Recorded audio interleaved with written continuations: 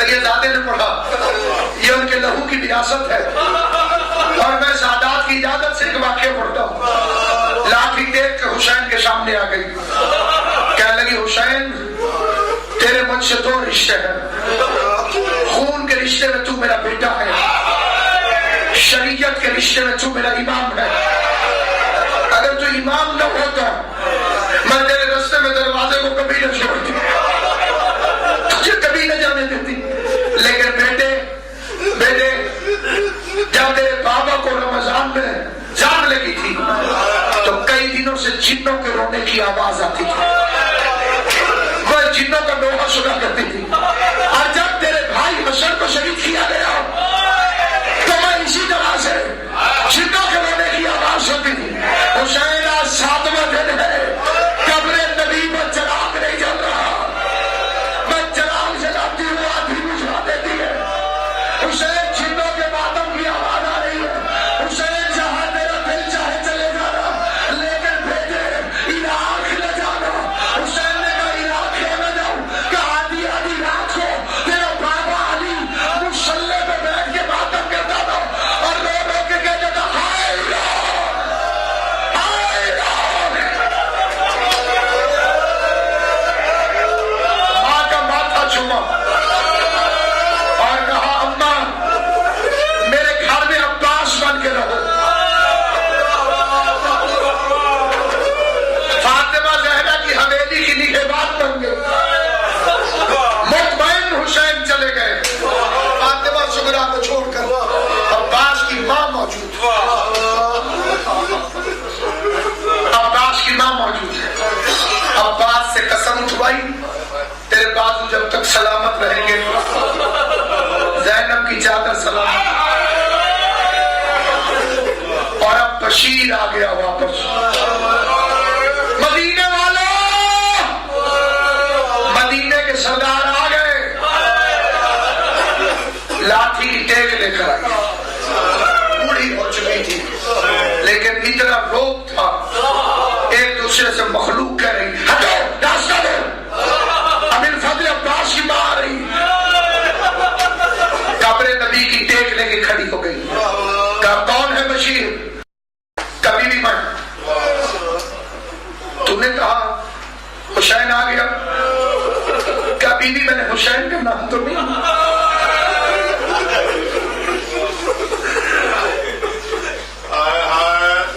بڑے جلال سے اس نے فکر کہا تھا یہ بتا میرا غازی آ گیا۔